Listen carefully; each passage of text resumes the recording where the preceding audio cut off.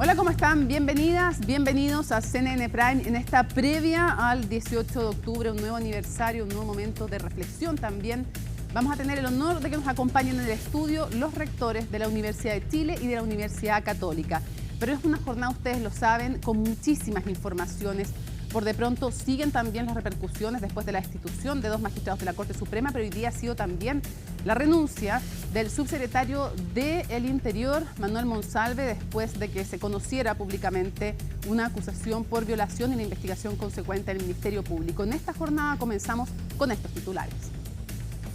El subsecretario del Interior, Manuel Monsalve, renunció a su cargo en medio de una denuncia y una investigación en su contra por violación. La ministra Carolina Toá confirmó entonces que el gobierno fue informado el martes del hecho y que se le dio tiempo a la ahora ex subsecretario para informarle a su familia de la causa en su contra. El Partido Socialista, en tanto, suspendió esta tarde la militancia de la ex autoridad. El presidente de la República, Gabriel Boric, abrió un flanco de polémica con el Congreso luego de cuestionar la destitución del juez Sergio Muñoz. El presidente del Senado, José García Ruminot, llamó al jefe de Estado a que reflexione sobre sus dichos y que cumpla con el principio de la separación de los poderes del Estado. Desde la Corte Suprema evitaron comentar las afirmaciones del mandatario. Con arraigo nacional y firma quincenal quedaron los exgenerales o ahora generales en retiro de Carabineros Ricardo Yáñez, Diego Late y Mario Rosas, quienes fueron formalizados por presunta omisión de mando en los apremios ilegítimos denunciados en el estallido social. La decisión del séptimo juzgado de garantía se dio a conocer precisamente en la víspera del 5º aniversario del 18 de octubre. El tribunal dio un plazo de investigación de 120 días. Y en temas internacionales, Israel confirmó la muerte del líder de Hamas, quien planeó el ataque del 7 de octubre de 2023. Benjamín Netanyahu dijo que este es el comienzo del día después del grupo, pero advirtió que la tarea no ha terminado. Los familiares de los rehenes que siguen en Gaza temen por la seguridad de sus seres queridos. Todo esto y mucho más, aquí comienza CNN Prime.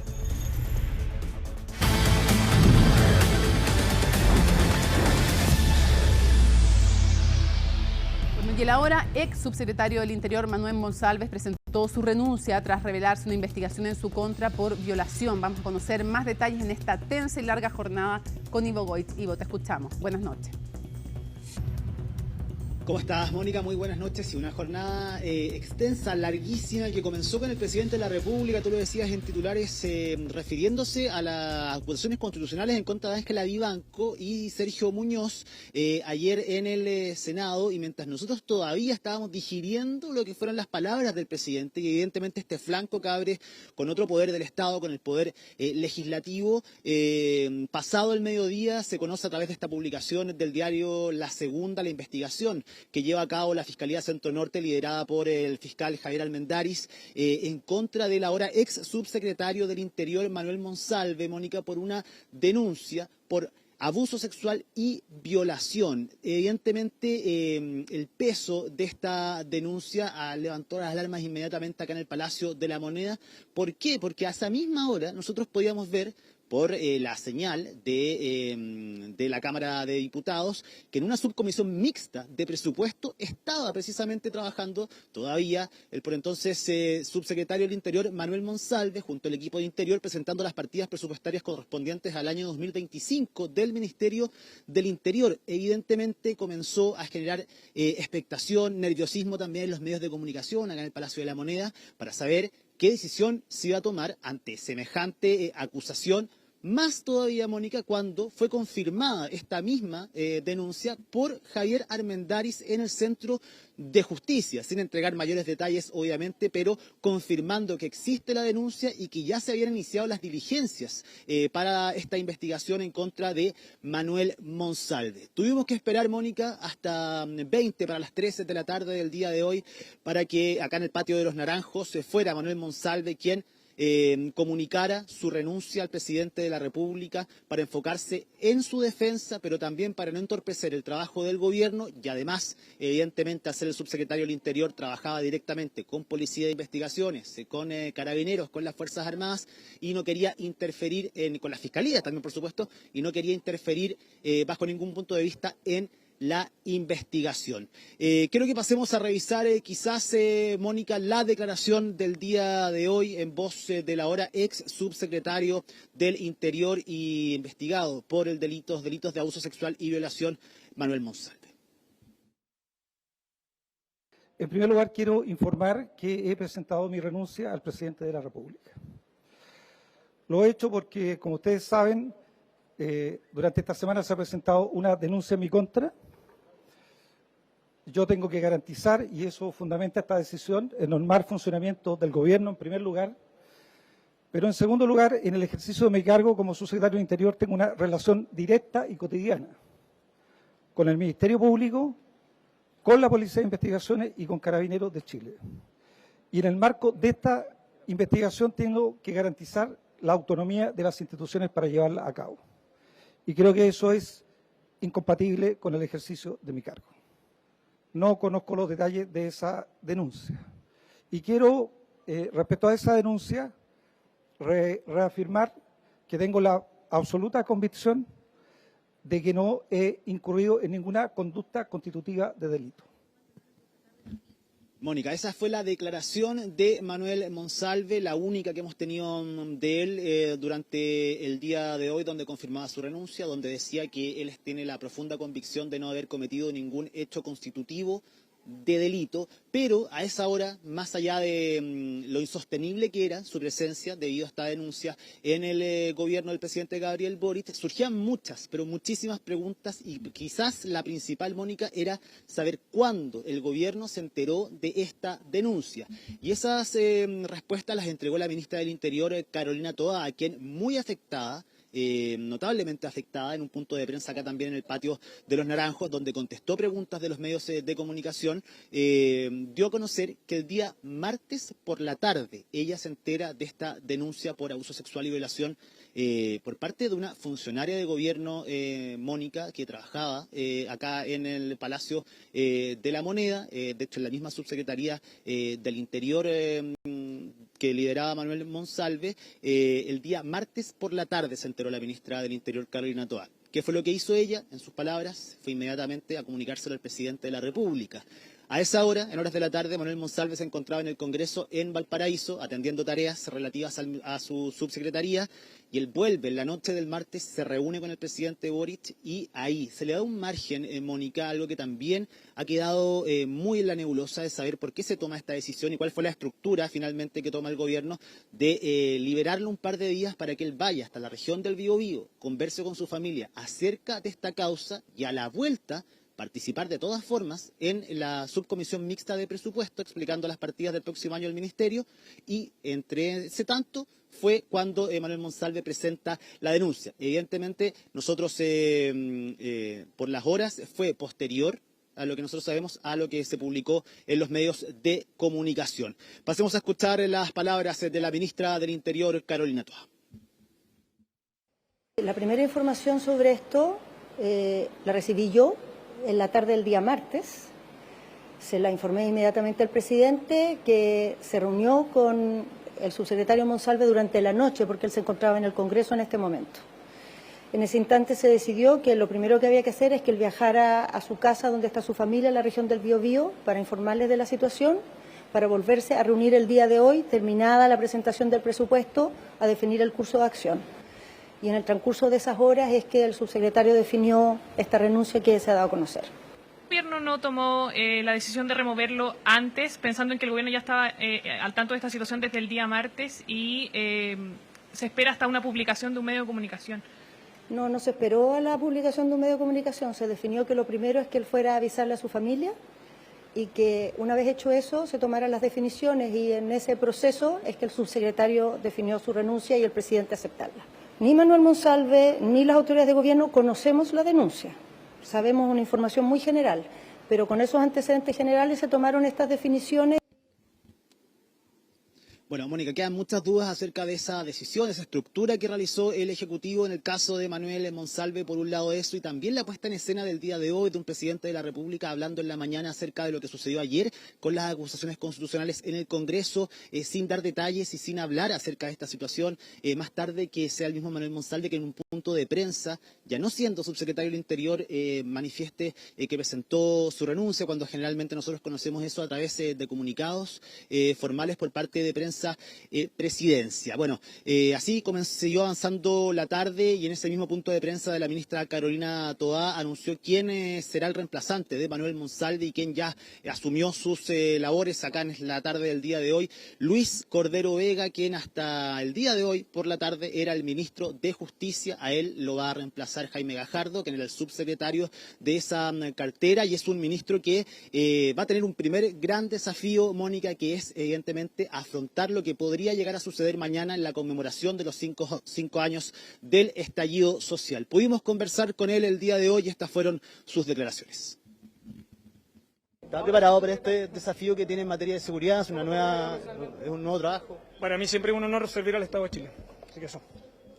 Muchas gracias. ¿Cuándo se enteró usted de la información respecto del abuso que denunciaban? ¿Cómo? ¿Cuándo se enteró usted de la noticia de...? O sea, ustedes me preguntaron esta mañana y lo que yo les respondí esta mañana es lo que exactamente yo me enteré. ¿Cómo fue precisamente asumir este nuevo cargo? Para mí es un orgullo siempre servir al Estado de Chile. ¿Y el hecho de que le corresponda asumir mañana o hoy con la conmemoración del 18 de octubre, cómo se está preparando? Las obligaciones son obligaciones, uno no elige los días. Se ha conocido durante el día de hoy también, Mónica, distintos detalles acerca de esta denuncia, pero también de las diligencias que se han efectuado. Ya han prestado declaración la víctima y también cercanos a ella ante la Fiscalía. Se ha ido a este restaurante peruano del que se habla, donde se había iniciado ese día que termina finalmente con esta denuncia, a pedir las cámaras al hotel donde residía también el ex subsecretario Manuel Monsalve, acá en la región metropolitana. Se le incautó el celular hace un par de días también a Manuel Monsalve y se han hecho algunas pericias también por parte del servicio médico legal. Así que todo esto continúa avanzando. Evidentemente es un golpe duro para una figura importante para el Ejecutivo y queda todavía por resolver, Mónica, y va a quedar ahí en duda la decisión que toma el gobierno finalmente de esperar 2 días cuando ya tenía la notificación con el peso que significaba esta denuncia para un gobierno que se ha catalogado como un gobierno feminista. Así que han quedado varias cosas todavía ahí inconclusas. Lo que es cierto es que Manuel Monsalve ya no es el subsecretario del Interior, renunció el día de hoy y Luis Cordero asume formalmente desde hoy con un gran desafío para mañana en la conmemoración del 5º año del estallido social. Un contexto entonces con varias crisis, lo hemos visto con las destituciones, la Corte Suprema, la polémica del presidente, que vamos a ver también a continuación la renuncia por esta denuncia de violación del subsecretario del Interior en un tema seguridad, uno de los temas más relevantes para la ciudadanía. Es evidentemente una situación compleja y quedan hartas explicaciones todavía que indagar y que explicar. Aparte, la labor a cargo del fiscal regional metropolitano de la Centro Norte, Javier Armendáriz, que es, recordemos, el mismo que logró la condena de Lavandero por abusos sexuales de menores. Así es que muy atentos a lo que ocurra. Tú nos interrumpes si hay novedades en el Palacio de la Moneda. Muchas gracias, Ivo. Buenas noches, que esté muy bien. Bueno, lo decíamos, el presidente Gabriel Boric abordó personalmente la destitución de Sergio Muñoz como ministro de la Corte Suprema y aseguró que, comillas, sienta un precedente muy peligroso. Una reflexión del mandatario que no cayó nada bien en la oposición, que dio la mayoría de los votos para sellar la salida del Supremo, ahora ex Supremo. La nota es de Estefanía Bustamante. ¿Se escucha bien? ¿Sí? Perfecto. ¿Sí? Fuerte y claro se escucharía a la Corte Suprema sobre la controvertida destitución del ministro Sergio Muñoz, hasta que otro poder del Estado también quiso entrar a tiempo al debate. Muy buenos días. Aunque poco antes el presidente no daba luces sobre el contenido de su mensaje, la vocera del máximo tribunal no apareció hasta su término. Fue allí cuando ambos poderes comunicaron casi en paralelo su postura sobre la acusación constitucional aprobada en su mayoría por la derecha. Creo necesario, en mi rol de jefe de Estado, reflexionar sobre esta decisión y advertir sobre los efectos complejos y nocivos que puede acarrear para la democracia el mal uso que se puede hacer de las instituciones. Este Poder Judicial no es corrupto. Es muy injusto para los funcionarios y los jueces que se los catalogue de esa manera, porque hay muchos jueces que no corresponde, o sea, no es cierto. Muchísimas gracias. Gracias. Pero de ambas vocerías hubo una que hizo eco en el mundo político, porque para algunos el mandatario abrió una disputa directa con el Congreso tras involucrarse en una decisión que hasta ahora solo involucraba al legislativo y al judicial. Es inaceptable sus declaraciones. Por supuesto que perjudica, porque por un lado él y sus ministros algunos tienen una incontinencia verbal. Llamo a una reflexión al presidente Boric que deje de ser comentarista y habite el cargo de vez en cuando que en La Moneda y trabaje por el bien de los chilenos. Quisiera quedarme con las declaraciones de la Corte Suprema y más que tirarle más leña a la hoguera, creo que tienden a calmar las aguas. Aguas turbulentas quedaron en el oficialismo al no poder salvar desde el Senado lo ocurrido en la Cámara. Allí el sector le entregó varios votos al texto de Chile Vamos, que acusaba en un solo documento a los ahora exministros Ángela Vivanco y Sergio Muñoz. Hubo mucha confusión, yo creo que hay que hacerse una autocrítica. La derecha tuvo una estrategia muy bien elaborada y logró confundir a varios parlamentarios del oficialismo y algunos se sumaron y reflexivamente. La única manera de haber desechado en la fórmula en que esto se presentó era aprobando la cuestión previa. Eso solo obtuvo 52 votos. Por lo tanto, se resolvió por votación. En el caso de las atribuciones del máximo tribunal, la Comisión de Ética entregó el informe sobre Sergio Muñoz al Pleno. Estaba en desarrollo desde antes a su acusación constitucional y por mayoría los jueces votaron por archivar esa investigación. No puedo negar personalmente que me siento un poco afectada y lo debo reconocer.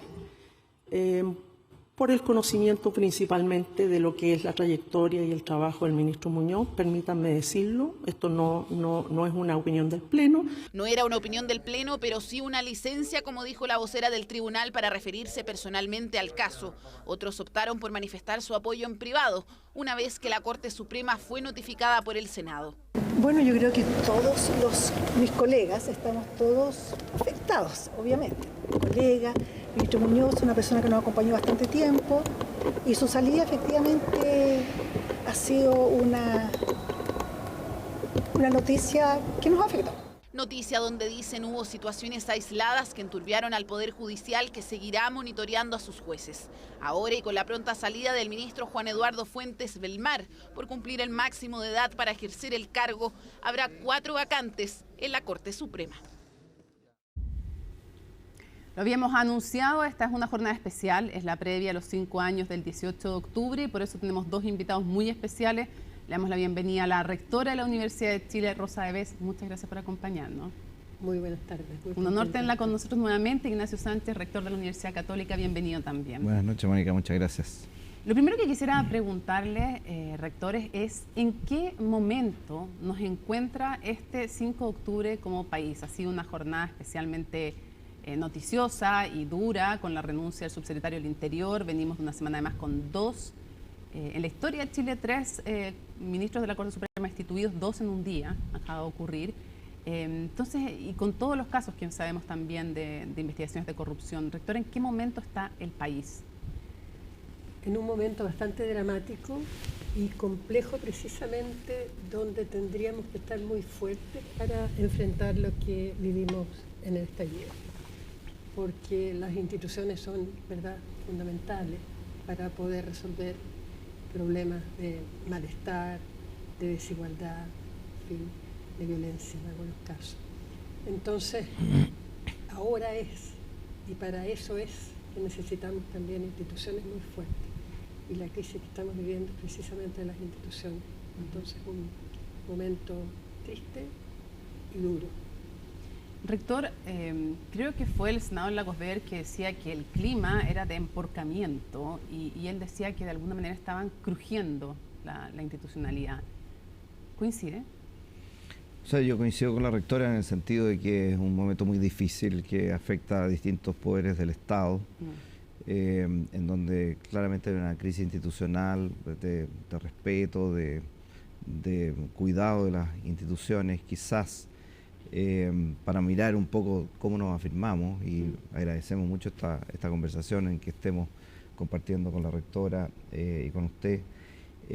Destaco que las universidades hemos tenido en los últimos años muy buena percepción de la ciudadanía. Hay una confianza en la institución universitaria que creo que es un valor importante, porque la ciudadanía entiende que en primer lugar somos lugares de pensamiento, de discusión, de libertad, de opinión, de respeto también, de escucha, y eso creo que particularmente en la pandemia, particularmente también antes de la pandemia en el estallido social, fuimos muchas las universidades y los centros a lo largo de todo el país que pudimos acoger, escuchar y tratar de reflexionar qué es lo que nos estaba pasando.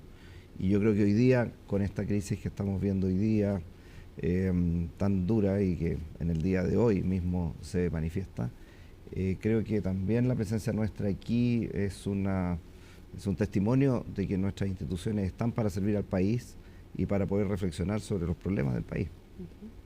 ¿Cómo define, rectora? Luego les voy a preguntar si ustedes sienten que casos como por ejemplo el de Marcela Cubillos les golpea a las universidades, si les toca justamente cuando tal vez después de bomberos, por ejemplo, han recuperado también Fuerza Armada y Carabineros, pero eran de las instituciones o son de las instituciones, habría que ver nuevas mediciones, más valoradas por la ciudadanía, eso es efectivo. Pero quisiera preguntarle antes, rectora, ¿cómo define hoy día, con el paso de 5 años, lo que ocurrió ese 18 de octubre?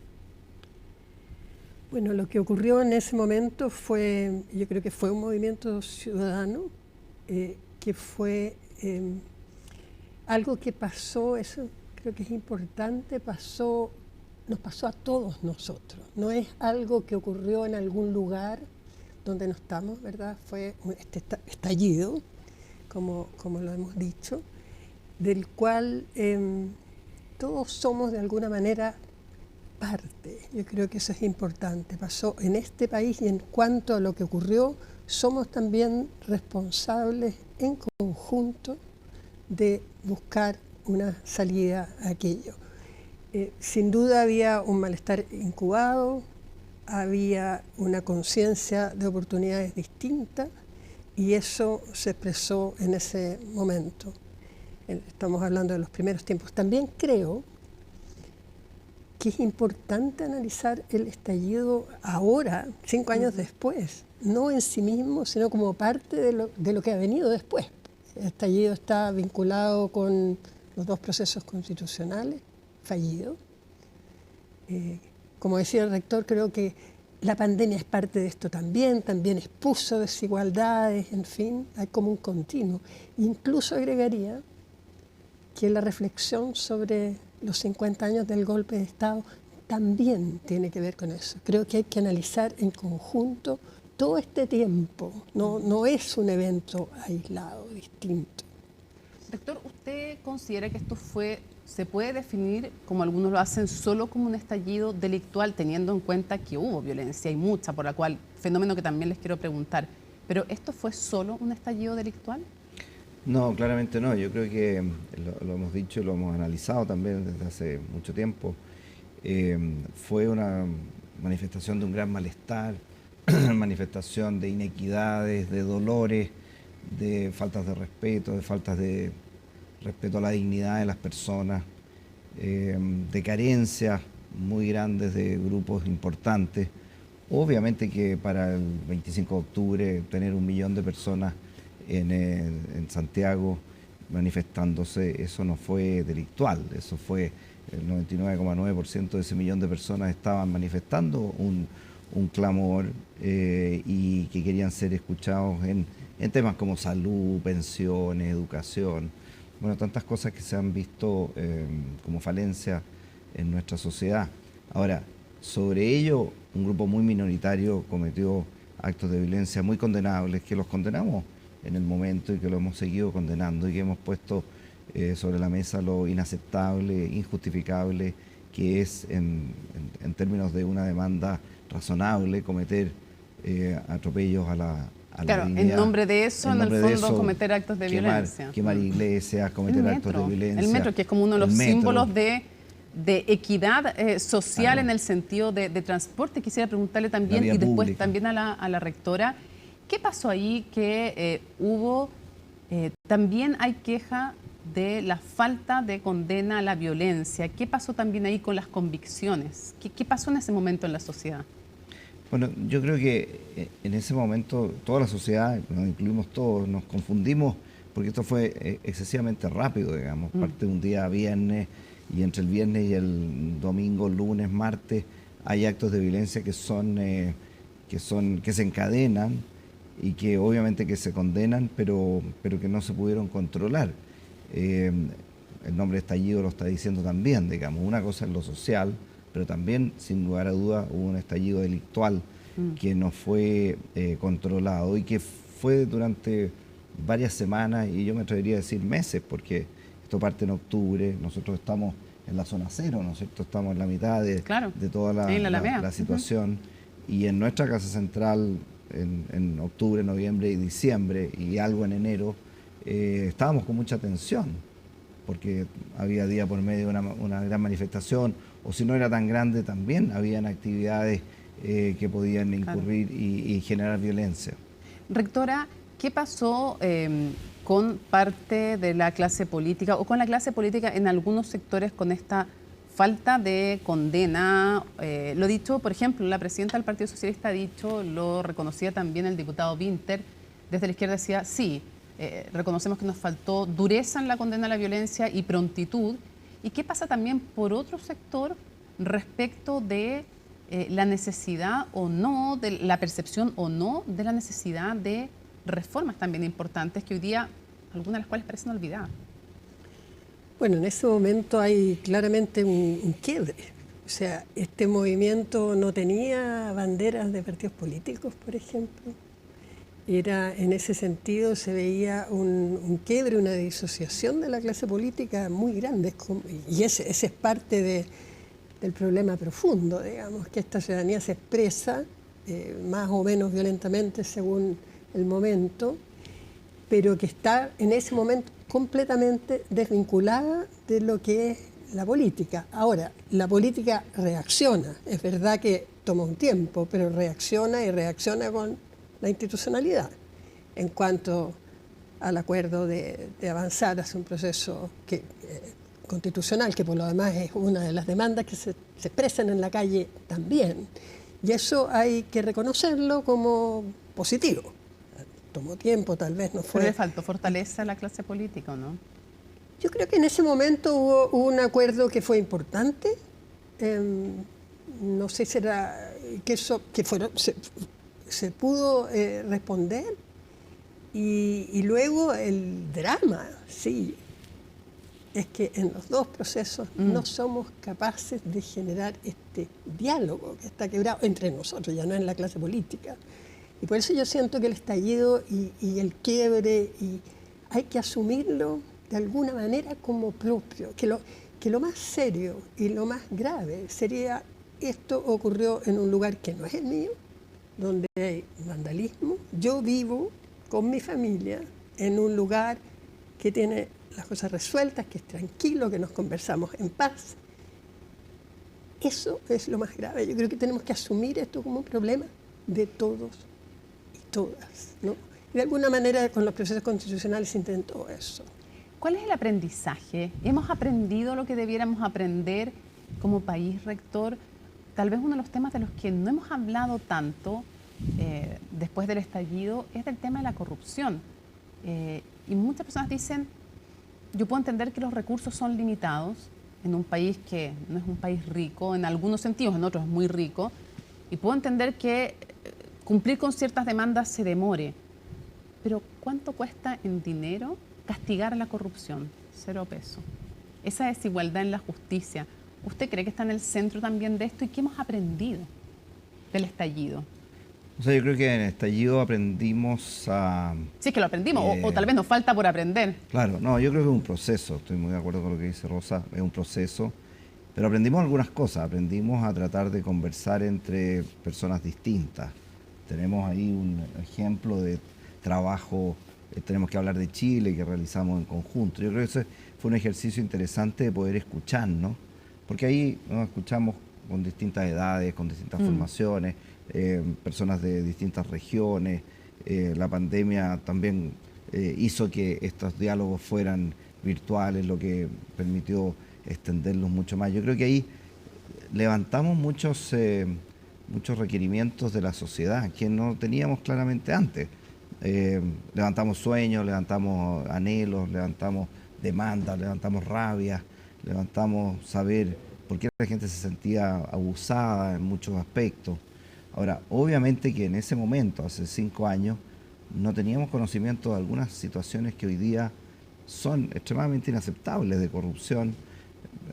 Quizás hace 5 o 10 años pensábamos que el país era mucho más probo y hoy día estamos conociendo situaciones que no son generalizadas, por supuesto, pero que existen y que al existir tenemos que ponerle coto para que no se generalicen precisamente si es que quedan en la impunidad. Ahora, qué buen punto el que toca, el de la impunidad. Claro, usted mencionaba también algo que también en el estallido llama la atención a 5 años y que ha aparecido ahora como época de balance. ¿Cuántas personas quedaron formalizadas por la quema de 40 estaciones de metro? Creo que son 12 o 13. Obviamente que algo está fallando ahí. Está fallando hacer la investigación, realmente seguir a quienes son culpables de estos actos inaceptables. No puede haber sensación de impunidad, sensación de que se puede hacer algo sin que tenga una responsabilidad. Ahí también se junta el tema de la violación de derechos humanos, el momento de la represión, del estallido, si es que hubo situaciones que no eran tan así, pero que se potenciaron y que entonces hizo que muchas veces las fuerzas policiales se retrayeran un poco porque tenían susto de ser demandados, cosas que también hubo en realidad situaciones que tenían que investigarse.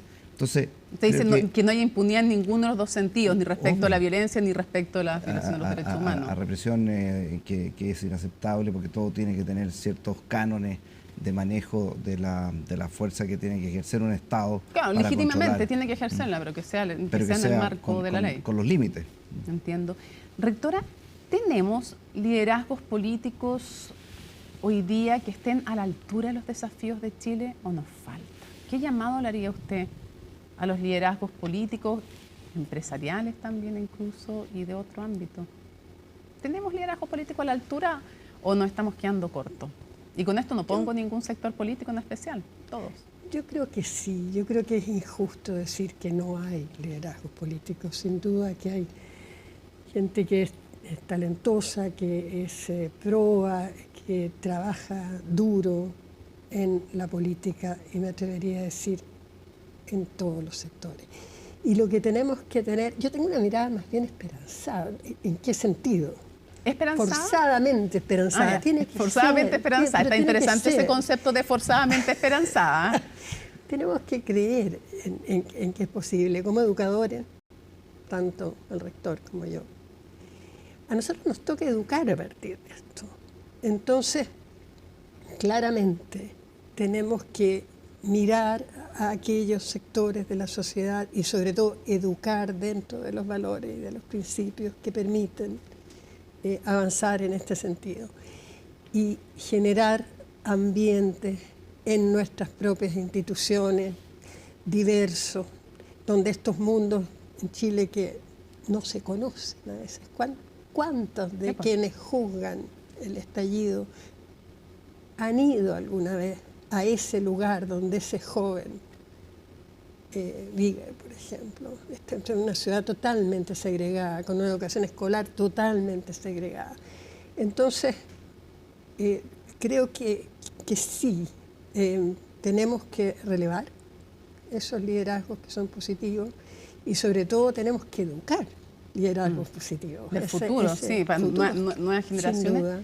Rector, ¿usted coincide también? ¿Es forzadamente esperanzado? ¿Tenemos liderazgos a la altura?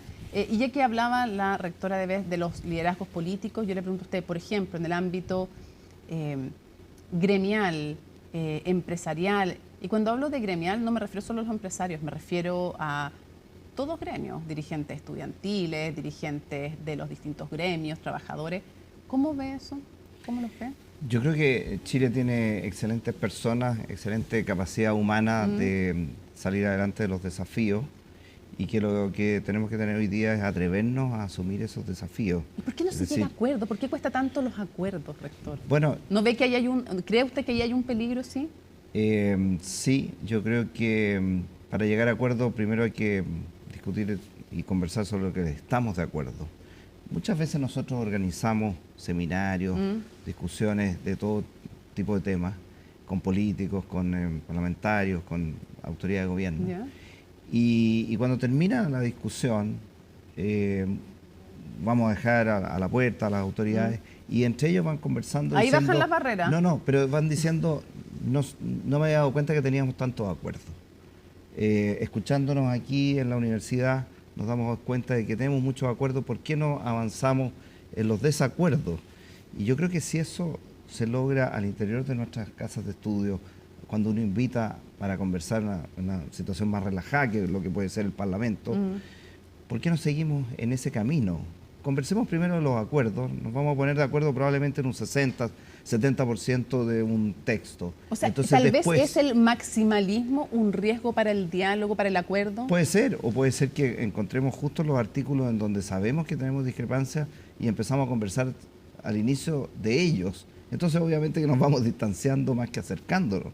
Bueno, yo no puedo dar indicaciones de cómo se hace el manejo parlamentario, pero lo que sí uno puede explicitar es que las relaciones humanas se basan en confianza y las confianzas parten por decir en qué estamos de acuerdo en esto y cómo nos relacionamos más cercanamente. Porque además si no llegamos como sociedad a acuerdos, también la democracia va perdiendo sentido para los ciudadanos. Y se va dañando y ahora empiezan a haber más gente que empieza a decir, parece que estoy más de acuerdo con un régimen autoritario, la última encuesta CEP, comparada con las anteriores, hay un incremento importante, temas de seguridad, temas de violencia, temas de crimen organizado, narcotráfico, van haciendo que las personas vayan teniendo miedo.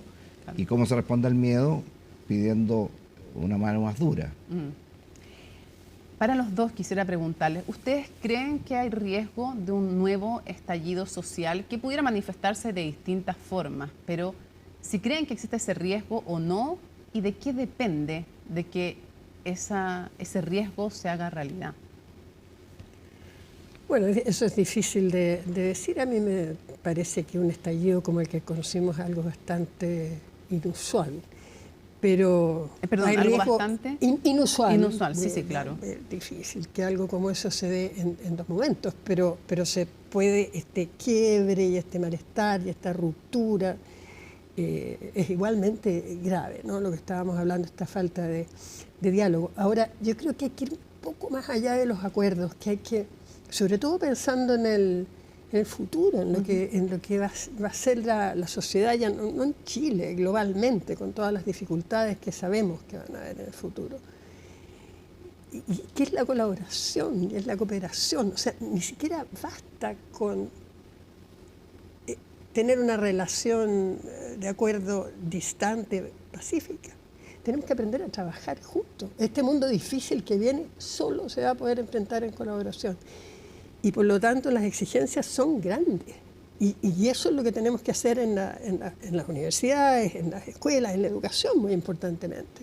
¿Cuál ve usted como en esa necesidad de colaboración? ¿Cuál ve usted hoy día como las principales demandas sociales que realmente dañan más, que hieren más, que duelen más, que son las más urgentes y que no estamos enfrentando? Claro, y en un sentido solidario, bueno, la salud, sin duda, ¿no? Y la educación, yo creo que la educación segregada a nivel escolar que hace que los niños vivan en estos mundos distintos es un problema estructural y grave en este país. Quizás como que nos hemos acostumbrado, ¿no? Que los niños que son de familias de más escasos recursos van a ciertos colegios y los otros a otros y viven en barrios distintos y no se conocen. Y eso es, yo creo, el problema estructural más grande que tenemos en el fondo, porque impide la cohesión social. Claro. De grandes llegan a encontrarse a veces en espacios sin haberse conocido nunca. ¿Usted, rector, coincide que es uno de los problemas graves que tenemos? Sí, yo estoy de acuerdo. ¿O agregaría otro? Yo ¿Cuál estoy de acuerdo agregaría? con lo que dice la rectora. Yo pondría los dos extremos de la vida. A ver. A mí me parece que la primera infancia es un momento en donde se juega mucho en el desarrollo posterior. Los primeros años de vida son esenciales para evitar estas brechas, para evitar diferencias que después se van a ir profundizando. Entonces, la etapa inicial de los primeros 5 años de vida es absolutamente clave, y posteriormente, por supuesto, ir superando estas diferencias que tenemos en la etapa escolar, que va a hacer que al llegar a la universidad tengamos mucho menos diferencias de las que tenemos hoy día. Y permítame decirle el término de los últimos 20 o 30 años de vida, porque la demanda por pensiones justas, la demanda por una vejez digna es esencial, es clave. Nosotros tenemos todavía una deuda con el tema de pensiones. Esa ley me parece que en enero se vuelve a retomar, pero tenemos que abordar ese punto que ya lleva tantos años. Nosotros desde la Fundación Conecta Mayor, desde distintas iniciativas en la universidad, hemos visto todas las carencias y todos los dolores y los temores. Las personas tienen mucho temor hacia el futuro, tienen temor a enfermarse, por supuesto, pero tienen temor a estar solas, tienen temor a no tener redes de apoyo, y eso no afecta solamente a las personas que tienen edades avanzadas, sino que a toda la familia que tienen a sus seres queridos que han hecho tanto por ellos en una situación muy desmembrada. Para finalizar, quisiera preguntarle si ustedes hoy día, con todo lo que hemos visto en esta semana, si ven en tensión a los 3 poderes del Estado. Hoy día veíamos una polémica del presidente con el Parlamento, después tenemos un Parlamento que destituye, no usa sus facultades, pero que destituye a 2 ministros de la Corte Suprema. Innegable que esto, me imagino que va creando roces. ¿Ven en tensión a los 3 poderes del Estado? Y unido a eso, porque es en lo que culmina este acuerdo político hace 5 años, ¿ustedes creen que sigue siendo necesario una nueva constitución? Yo no digo urgente, pero digo necesario. No siempre urgente va de la mano o deja de lado. Hay cosas que son importantes y no son necesariamente urgentes, pero no por eso no son importantes. Entonces, quiero preguntarles si ven a los 3 poderes del Estado en tensión y si creen que en el marco de reformas institucionales profundas es o no es necesaria una nueva constitución todavía, rectora. Bueno, sin duda que están en tensión.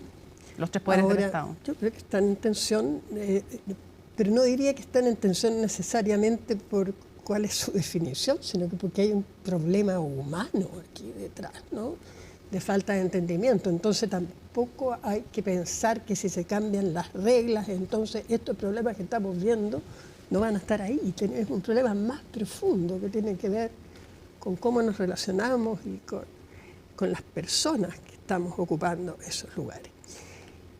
Y si me pregunta si creo que se va a requerir una nueva constitución, yo creo que sí. Espero que lleguemos al momento en que podamos enfrentar un proceso constitucional como todos queremos que sea, con una política que lo permita seriamente, que podamos avanzar.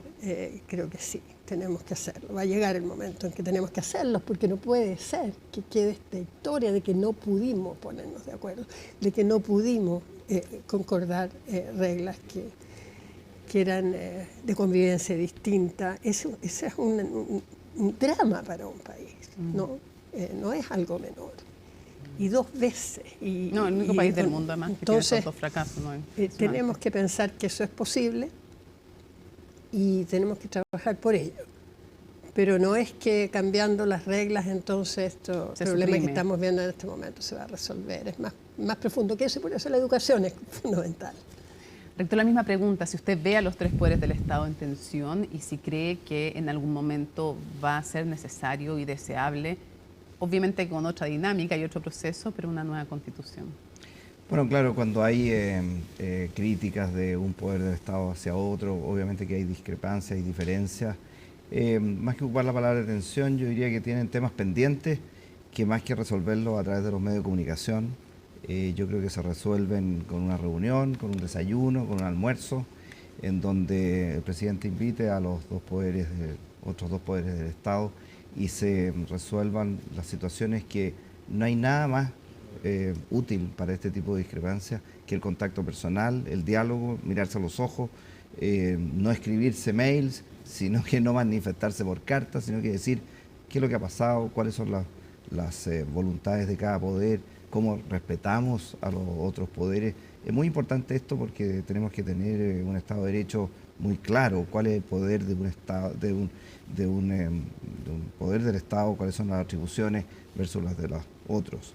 Con respecto a la otra pregunta, sí, yo estoy de acuerdo que en algunos años más puede ser. Creo que hoy día nos costó mucho, en conjunto con Rosa, con la Universidad de Chile, con todo el sistema universitario, tratamos de estimular fuertemente la participación ciudadana en el segundo proceso.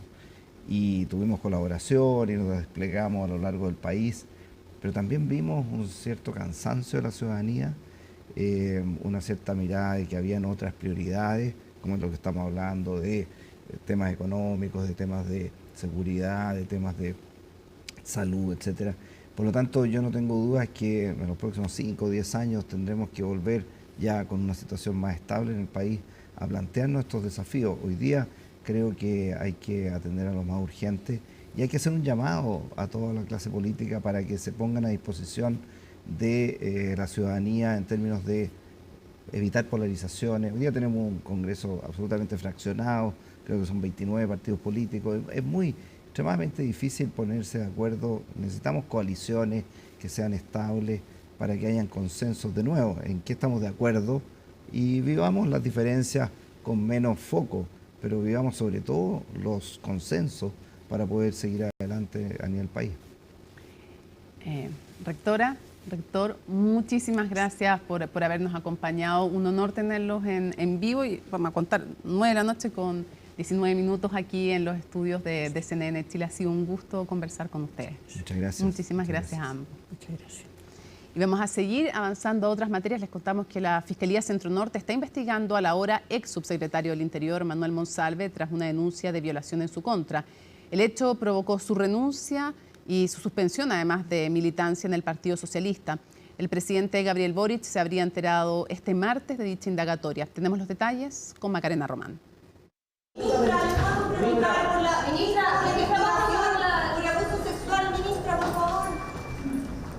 Intentaron seguir con normalidad sus tareas en el ex Congreso en el marco de la discusión de la Ley de Presupuesto 2025. Muchas gracias, presidente. Pero una portada de prensa cambió todo el panorama en Interior y obligó a salir a dar declaraciones. En el Ministerio del Interior y en el Gobierno de Chile no eludimos ningún tema. Así que todas las consultas que hay sobre esta denuncia van a ser respondidas, pero no aquí en el Congreso, en La Moneda, en un ratito más. Detrás de las palabras de la ministra Carolina Toa, el entonces subsecretario Manuel Monsalve emprendió rápidamente rumbo hasta La Moneda.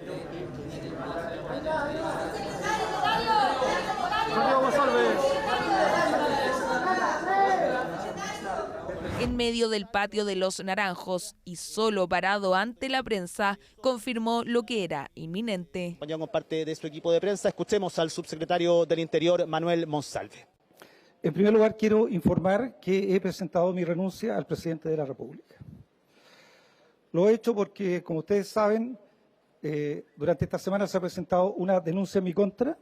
Denuncia por hechos de connotación sexual que se realizó este lunes 14 de octubre por un suceso ocurrido el 22 de septiembre. Fue una funcionaria que lo acusó de presunta violación. No conozco los detalles de esa denuncia. Y quiero, respecto a esa denuncia, reafirmar que tengo la absoluta convicción de que no he incurrido en ninguna conducta constitutiva de delito.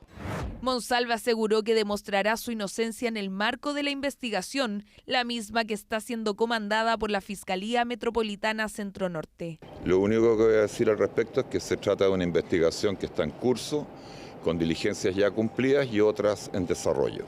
Con la confirmación de estas diligencias y la salida de Manuel Monsalve de la Subsecretaría del Interior, distintas fueron las reacciones. Desde su partido llamaron a que no haya privilegio procesal alguno, mientras otros... ¿Ya? Es una sobre chisme que circula sin ningún argumento, sin ninguna discusión. Yo no voy a hablar de eso, me interesa poco lo que diga el fiscal. Aunque en general la duda radicó en cuándo se enteró el gobierno de esta denuncia. La pregunta que corresponde en este momento es cuándo se enteró la ministra Toá, cuándo se enteró el presidente Boric de esta denuncia ingresada en contra del ex subsecretario Monsalve. Si el gobierno se enteró antes y trató de mantener esto oculto, a mí me parecería de la máxima gravedad. Bueno, la verdad es que yo no tengo conocimiento de que el momento en el cual el gobierno se entera de esta situación.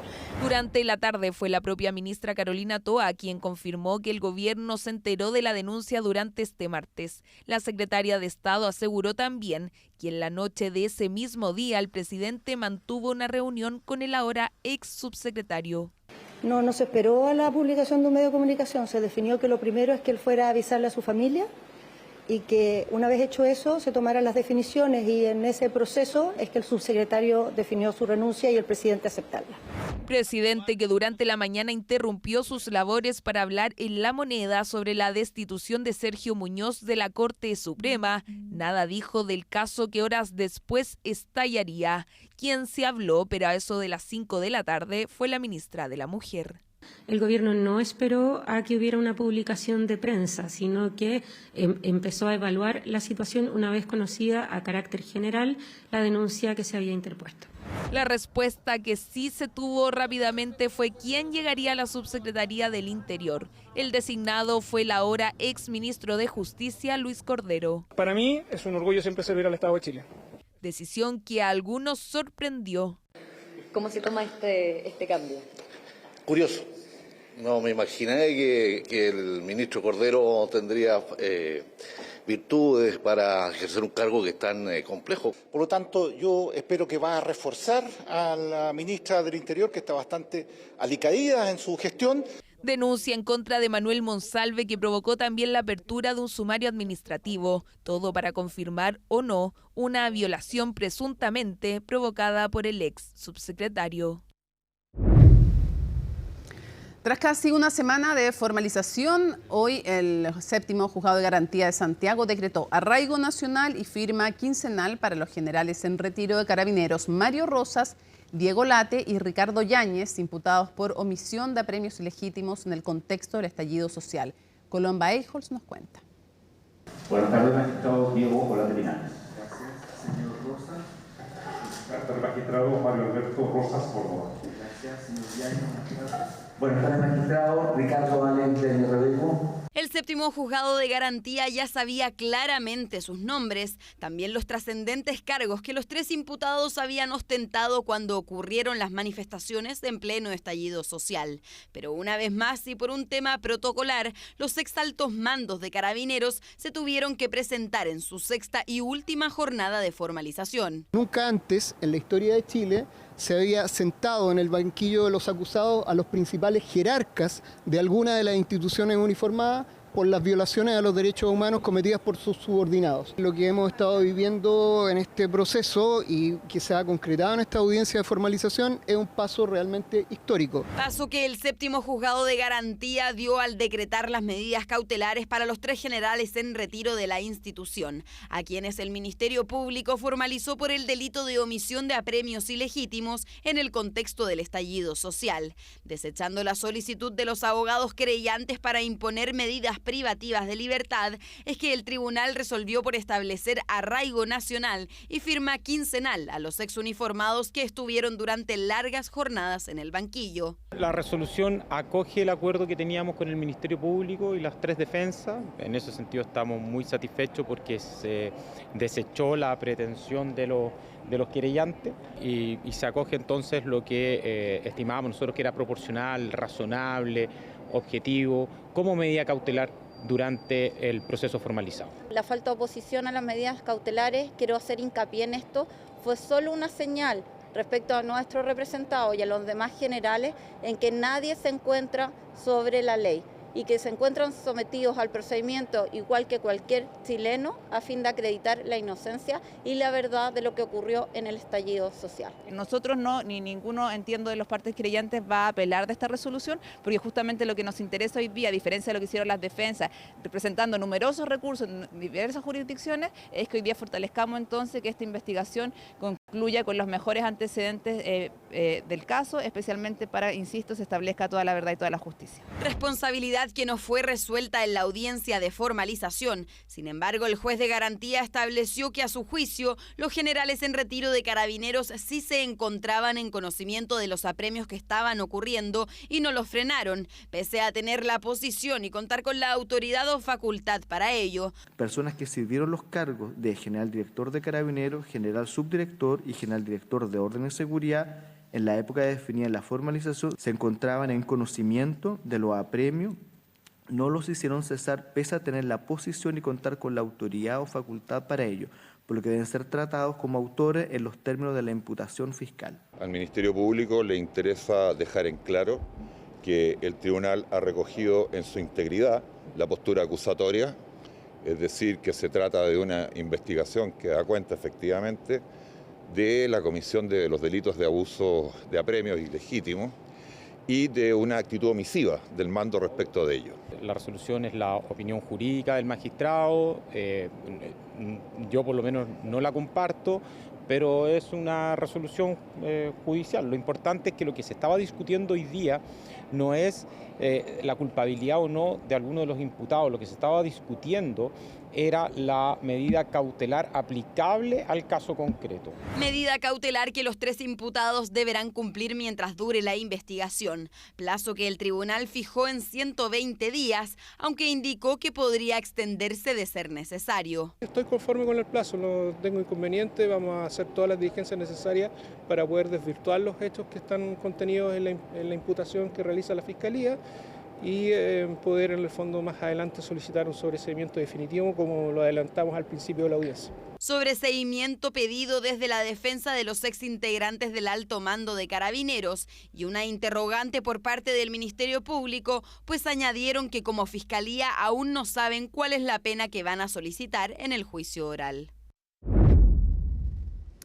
Este 17 de octubre se realizó el evento Reforzando el futuro de la democracia en las Américas, organizado por Atlantic Council del Departamento de Estado de Estados Unidos, CLAPES-UC, AmCham y CNN Chile. En el encuentro, organizado para conmemorar los 30 años de la primera cumbre de las Américas, líderes regionales y expertos debatieron sobre los desafíos que enfrenta la democracia en América Latina, destacando como temas prioritarios la crisis de seguridad, el impacto de la tecnología, la lucha contra la corrupción y la protección de los derechos humanos. El encuentro también sirvió como preparación para la Cumbre de las Américas 2025, que se va a realizar en República Dominicana. El ministro de Relaciones Exteriores, Alberto Van Klaveren, sostuvo que uno de los principales desafíos para América Latina es revigorizar y fortalecer sus instituciones democráticas, destacando que Chile puede contribuir activamente a este proceso, algo que también fue destacado por el vicepresidente del Centro Adrien Ernst para América Latina del Atlantic Council, Jason Marks, y también por el embajador de Estados Unidos ante la OEA, Frank Mora. El principal desafío que tenemos en América Latina es poder revigorizar nuestra democracia, poder consolidar nuestras instituciones y poder lograr que en todos los países de la región impere el Estado de Derecho. Y para eso también hace falta seguir resolviendo los problemas centrales que enfrentan nuestras sociedades, problemas de falta de equidad, problemas a veces de violaciones de derechos humanos y, por cierto, también problemas de crecimiento económico y de una inserción internacional acorde con los tiempos que estamos viviendo. Una de las amenazas más grandes en la región es la crisis de seguridad, ¿no? No solamente las estadísticas, pero también la percepción de la ciudadanía sobre la inseguridad en la región. Y muy importante que los gobiernos muestren avances tangibles para mostrar que está avanzando contra la criminalidad en la región. Y también el sistema interamericano podría ser muy útil, ¿no? Procesos como la Cumbre de las Américas es una oportunidad para que los gobiernos puedan dialogar a través de sus fronteras para ver qué pueden hacer entre ellos para confrontar la inseguridad en la región, porque la inseguridad requiere cooperación entre gobiernos, porque los grupos criminales no reconocen las fronteras. Los combustibles bajaron hoy. La disminución más importante fue en la gasolina de 97 octanos, casi 24 pesos. Sin embargo, Pilar Gutiérrez explica por qué los expertos señalan que las caídas en los precios no se van a mantener. De nuevo bajaron los precios de los combustibles. Tal como lo adelantó la ENAP, la caída fue de 13 pesos por litro para la gasolina de 93 octanos y aún más en la de 97, casi 24 pesos. El diésel bajó poco, solo 2 pesos. Si bien durante el mes de octubre hubo un shock muy potente al alza en cuanto al precio producto de las tensiones geopolíticas en Medio Oriente, aún así había un MEPCO acumulado que permitió contener esta alza por fundamentales. Hoy la caída que vemos es fundamentalmente por la propia operación del MEPCO que permite el suavizamiento cada 3 semanas de la variación del precio mayorista de los combustibles de consumo vehicular. Una reducción en los precios que viene ocurriendo hace ya varias semanas. De hecho, en el último IPC de septiembre, la gasolina cayó 1,7% respecto al mes anterior. Siento que ha venido bajando. No sé si llamarlo progresivo, pero paulatinamente va bajando. Sí, se ha sentido bastante últimamente. Sí, igual, pero estaría ideal que bajara más. Sí, nosotros que tenemos vehículos, porque trabajamos en esto, se nota la diferencia. Sin embargo, las disminuciones podrían terminarse en las próximas semanas. Es que los expertos esperan que los precios se estabilicen en adelante o incluso presenten leves alzas. El conflicto Medio Oriente, cuán agudo se mantenga hacia adelante, y por el lado interno es la evolución del precio del dólar, el principal elemento a tener en cuenta que va a llevar a que los combustibles en 3 semanas más se mantengan o incluso puedan presentar una leve alza. El escenario va a ser un poco diferente. ¿En qué sentido? De que ya no tenemos un MEPCO acumulado. Por lo tanto, van a ser fundamentalmente los factores de oferta y demanda, tanto en el precio del petróleo como el tipo de cambio, lo que va a determinar este comportamiento. Pudiese darse una caída para la primera semana de noviembre y ya posteriormente una cierta estabilización del precio. Las mayores presiones vendrían por el tipo de cambio. Es que el precio del dólar hoy alcanzó 950 pesos, subiendo por la caída del cobre y antes de la decisión del Banco Central sobre la tasa de interés. Estos últimos días hemos visto nuevos alzas en el precio del dólar, el cual alcanzó un nuevo máximo hoy día en los 950 pesos. Y los factores que influyen en el precio y en el alza son las caídas por parte del precio del cobre, por parte del debilitamiento del gigante asiático China, con lo cual se deprecia el peso y podríamos ver nuevos alzas en el precio del dólar y no descartaría ver los 960, 970 pesos en el mediano plazo. Habrá que esperar al próximo 7 de noviembre para ver cómo siguen evolucionando los precios de la gasolina. La mala noticia es que hoy también hubo una fuerte alza en la parafina, que subió 57 pesos. Bueno, hoy se conocieron los resultados del primer periodo de postulación al sistema de admisión escolar. Este año participaron más de 470.000 estudiantes y poco más de la mitad de ellos quedó en su primera preferencia. María Luisa Carrión con el informe.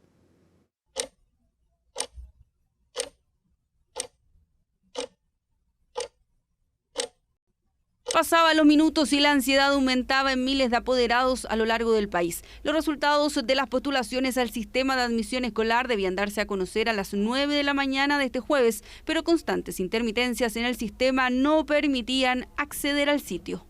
Creo que tiene sus pros y sus contras, porque a veces se cae el sistema, se pega, no es como muy amigable. Y esto fue lo que justamente ocurrió la mañana de este jueves. Después de más de una hora se logró restablecer la página y poco a poco los estudiantes fueron conociendo sus resultados.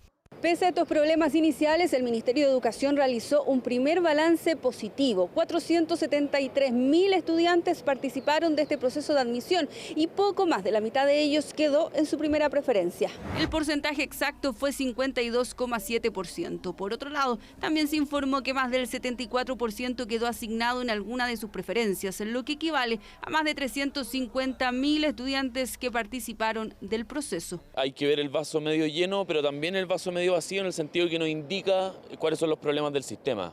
Hoy día tenemos un sistema que está imposibilitado de crear oferta de calidad y eso especialmente se da en los colegios particulares subvencionados. Si hoy día pudiéramos avanzar a eliminar esas restricciones que hacen que no puedan crecer, podríamos tener un porcentaje de primera preferencia de asignación mucho mayor en los próximos años. Porque en cifras entregadas por el Ministerio de Educación para el año 2025 se registraron más de 1.100.000 vacantes para menos de 500.000 postulantes.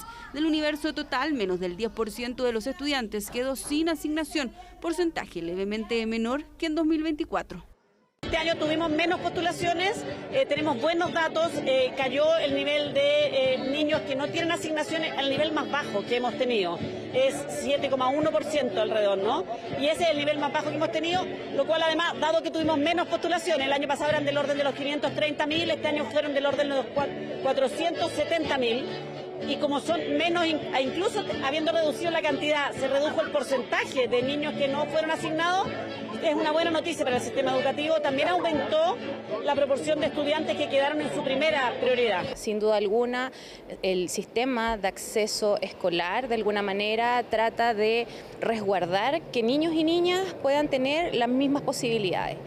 Sin embargo, es un proceso y es un sistema que yo siento que todavía está en rodaje. La nota tentulista llega como una alternativa, ¿cierto?, a procesos de selección de niños que evidentemente no fueron seleccionados en primer orden. Casi 8.000 establecimientos participaron del proceso en esta oportunidad, uno que aún no logra convencer a todos los apoderados. Lo veo bien, en realidad. ¿Por qué? Porque creo que es un sistema más fácil que ir a un colegio y preguntar, y así es más fácil, más sencillo. Mejor que hacer la fila, dice. Sí. La verdad que a mí no me gusta, porque hay veces que los niños no quedan seleccionados en ningún colegio, que de los 5 o 4, no me acuerdo cuántos son. Entonces ahí te complica un poco la vida. Así que a mí no me gusta. En tanto, el proceso sigue en marcha. El 4 y 5 de noviembre se conocerán las publicaciones de las listas de espera y más tarde, el 15 y 22 del mismo mes, se realizará el proceso complementario de postulación. Resultados que estarán los primeros días de... Volvemos listas para revisar si las noticias internacionales no se han equivocado. No somos los padrinos mágicos, no somos como Wanda, no. Estamos listas junto a Alicia Contreras, nuestra editora del área internacional, para revisar. Por eso una madrina mágica de las informaciones internacionales, pero cuando son las 9:43, ponemos los pies en la tierra, seriedad para las informaciones internacionales. Yo creo que nos vemos muy bien. Absolutamente. Cosmo y Wanda, al ataque. Vamos. Ya, vamos a partir Medio Oriente, porque hoy Israel asesinó al líder de Hamas, quien era su objetivo, pero uno. Y liberó estas imágenes donde supuestamente se ven los últimos momentos con vida de Sinwar, que ahí lo vemos que está sentado, está vivo en ese momento. Ya. Y este es un dron, entonces el dron se va acercando a él y él lanza un arma. Supuestamente esos son los últimos videos que se tiene de él con vida. Él después finalmente fue encontrado entre escombros y ahí se le hicieron los exámenes. Finalmente confirmaron que efectivamente es el líder de Hamas y quien planeó entonces el ataque del 7 de octubre de Hamas a Israel, que inició entonces con esta guerra. Acá en Israel celebraron este hecho. Benjamin Netanyahu dijo que de todas formas esto no se acaba, que la guerra podría terminar mañana solo si es que logran traer a todos los rehenes con vida desde Gaza, que están retenidos por Hamas. Se cree que 66 están con vida aún. Revisemos lo que dijo el primer ministro de Israel, Benjamin Netanyahu. Well, this is not the end of the war in Gaza. Aunque no es el fin de la guerra en Gaza, es el principio del fin. A la población de Gaza tengo un mensaje sencillo. Esta guerra puede terminar mañana. Puede terminar si Hamas depone las armas y devuelve a nuestros rehenes. Hamas tiene 101 rehenes en Gaza, que son ciudadanos de 23 países, ciudadanos de Israel, pero ciudadanos de muchos otros países. Israel se ha comprometido a hacer todo lo que esté a nuestro alcance para traerlos a casa. Israel garantizará la seguridad de todos aquellos que devuelvan a nuestros rehenes. Pero a aquellos que quieren hacerles daño, tengo otro mensaje. Israel los perseguirá y los llevará ante la justicia. Tras conocerse de la muerte de este líder de Hamas, los israelíes salieron a las calles a celebrar entonces esto, porque recordemos que este ataque del 7 de octubre dejó 1.200 israelíes muertos y 251 rehenes que fueron capturados por Hamas y llevados a Gaza. De hecho, ahí tenemos las celebraciones de los israelíes que salieron a las calles, pero ojo, que los familiares de los rehenes que aún quedan en Gaza están preocupados porque dicen que acá entonces es el momento que más peligro corren sus seres queridos. También hablaron quienes viven en el kibutz, donde llegó Hamas ese pasado 7 de octubre en esta comuna, y también valoraron la muerte de este líder. Dicen que probablemente no van a llegar de vuelta todos los rehenes con vida, pero que están contentos de que saben que ningún militante de Hamas tras esta muerte va a llegar a su comunidad. Escuchemos lo que dijeron. En primer lugar, es una buena noticia. El mayor enemigo de Israel en la última década está finalmente muerto. Y con él, muchos otros. Así que todos los que vinieron el 7 de octubre e invadieron nuestro kibutz están finalmente muertos, espero. Esa es una buena noticia.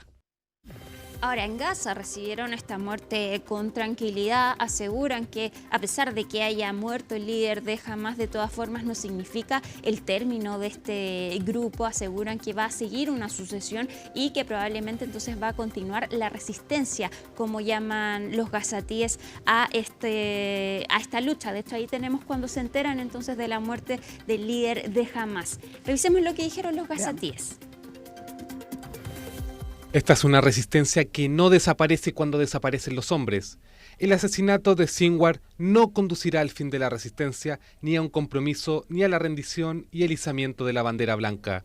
Es cierto que esto puede aumentar la influencia política de Netanyahu, pero no detendrá la resistencia y no impedirá que los palestinos continúen su resistencia hasta que se les conceda su derecho a la autodeterminación. Ya atacaron a muchos líderes antes y la resistencia continuó. No creo que las cosas dependan de Sinwar. Alguien seguirá a Sinwar y jamás continuará. Joe Biden también habló de este hecho, dijo que entonces es momento de terminar con esta guerra y de lograr un alto al fuego. Sin embargo, no hay mayores novedades, no sabemos qué significa entonces esto y qué va a ser ahora. Termina CNN Prime, pero hoy jueves tenemos un especial de los 5 años del 18 de octubre. Nuestra compañera Matilde Burgos los va a acompañar, ahí la ven en pantalla. Un especial con grandes invitados. Va a estar Juan Pablo Luna, un sociólogo tremendo, un académico muy destacado, Andrea Repeto, Leonidas Montes. Va a estar y don Daniel Mansuy también de la casa, por supuesto, acompañándolo. Así es que acompañen a Matilde esta reflexión profunda con tremendos invitados de lujo. Jueves 17 de octubre, así estuvo nuestro país y el mundo. Somos CNN Chile. Buenas noches.